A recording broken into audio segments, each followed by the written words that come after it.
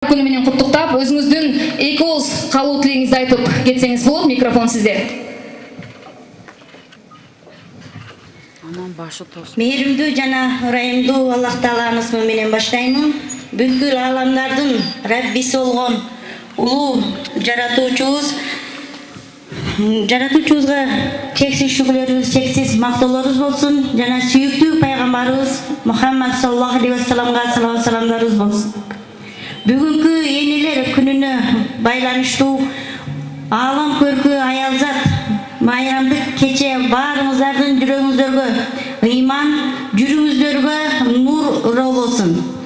Жалгыз жаратканга болгон ибадаттан кийинки амалдардын эң мыктысы ата-энеге жакшылык кылуу. Ата-энеге жакшылык кылуу диндеги эң жакшы амалдардын бири. Аллах Таала Кур'анда көп аяттарда Аллахка сыйынууну жана ата-энеге жакшылык кылууну катар келтирген. Абу Хурайра радиаллаху анхунун баяндаган хадисинде пайгамбар саллаллаху алейхи вассаламга бир адам келип: "Эй Аллахтын элчиси,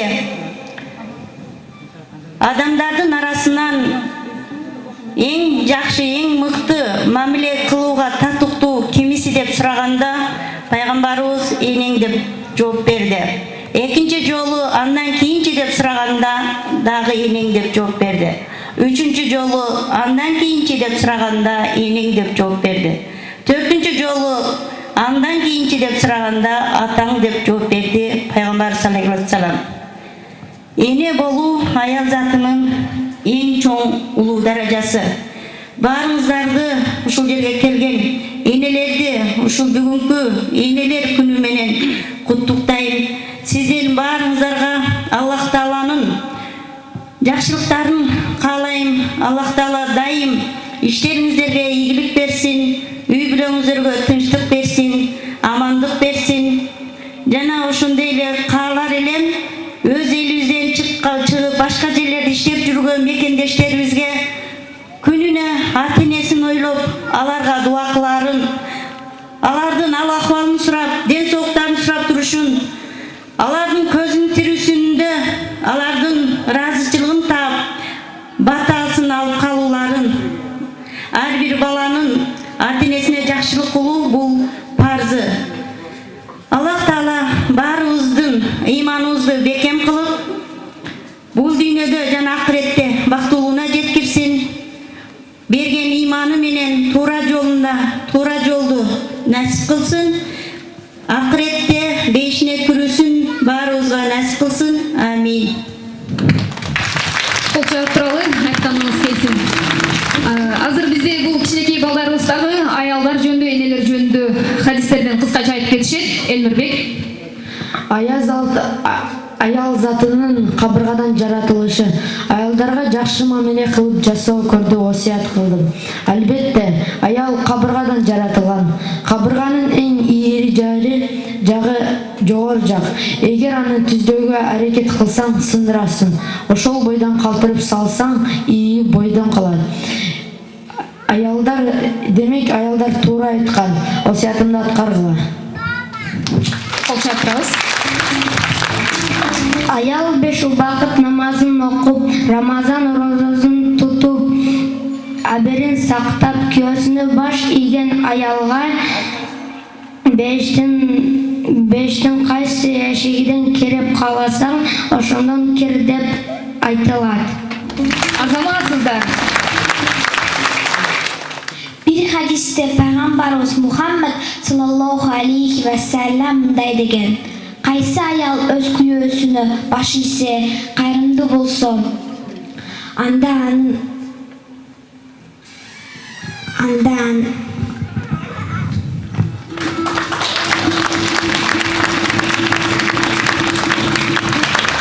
бир аз толкунданып турат, элди көрүп. Макул. Умарбек.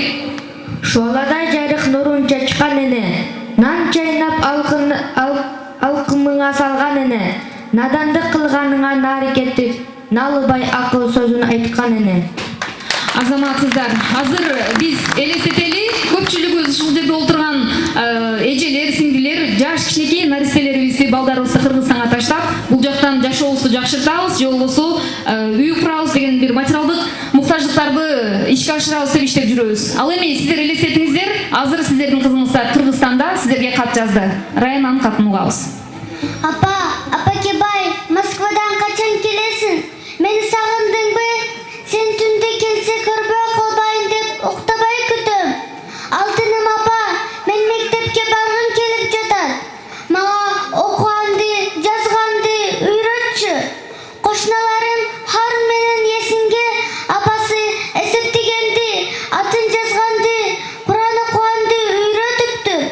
Мен дагы акылдуу кыз болгум келет. Баса, кыздар менен топ ойноп, кыйнамды кирдетип алдым. Качан жууп бересиң, апа? Анан чачымды да тарап, өрүп берчи. Мени кучагыңа алып уктатчы, апа. Сени абдан сагындым. Батыраак келчи. Кар жааганда барам дейсиң. Кышты күн санап күтөм, а бирок келбейсиң. Өрүк бышканда барам дейсиң.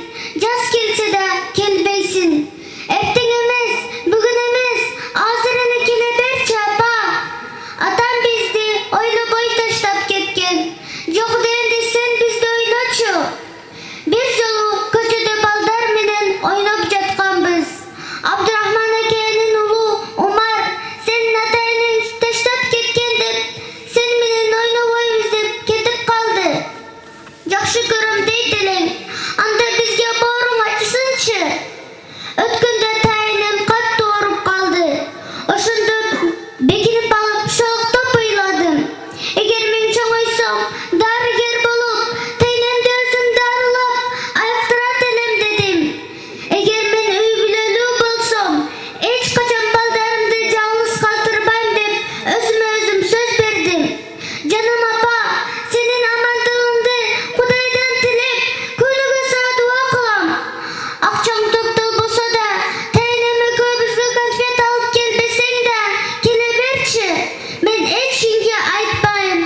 Мага өзүң гана керексиң. Билесиңби, өз колум менен бышырган майтокочуңду ушунчалык сагындым. Дайыма сенин жанында болгум келет. Акчаны менден да бийик көрбөчү, апа. Сени жол карап, сагынып, санаркап, чыдамсыздык менен күткөн кызың менмин, апа. Апасыз үйгө барсаң көңүл жарык болбойт. Апасыз үйгө барсаң көңүл толбойт. Канчалар мээрим төгүп турса дагы, өз энеңдин мээриминдей мээрим болбойт. Кол чаап коебуз.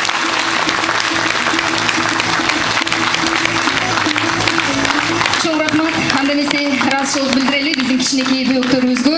Раяна, рахмат, ыраазычылыгыбызды билдиребиз. Менимче залда отурган энемин деп жүрөгү эзилген эжекелерибиздин бир аз болсо да жүрөгү жашып, көздөрүнөн жаш тамчылады. Ошентсе дагы сүйүүңүздөр, балага болгон мээримиңиздер терең болсун, аларды эч качан алыс таштабаңыздар. Эне дейт, баласын 9 ай курсагында алып жүрсө, ал эми жүрөгүндө өмүр бою алып жүрөт экен. Андыктан сиздердин жүрөгүңүздөрдө балам деп жашаган бир үмүт бар. Алар сиздердин ишеничиңиздерди актаган жакшы бактылуу күндөр алдыда деп ишенебиз. Ал эми ардактуу замандаш, келиңиздер эмесе биз майрамдык кечебизди кайрадан уланта берели. Азыркы чакыра турган биздин таланттуу коногубуз бир гана ырч эмес, өзүнүн актрисалык жөндөмү дагы жогору экендигин баам салсак болот. Анткени бир гана Кыргызстанда эмес, чет жерлерде өзүнүн мына ушул актрисалык жөндөмү менен көптөгөн ийгиликтерге жетишип келген. Алдыңыздарда Самара Каримова. Кол чабуулар менен.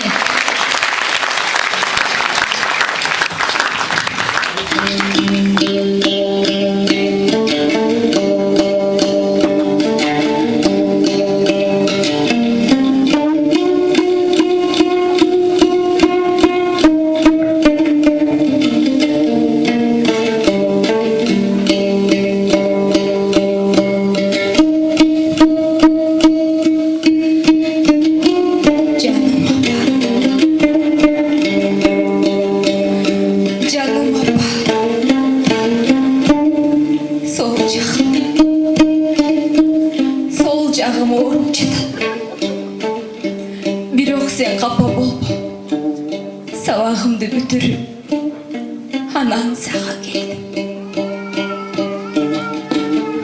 аналар да апаларга окшоп капа болушабы билбейм. Бирок бакыт айтты. Эгер сабагыңа барбасаң атаң капа болот деди. Мына ошол үчүн сурап жатам апа кебай.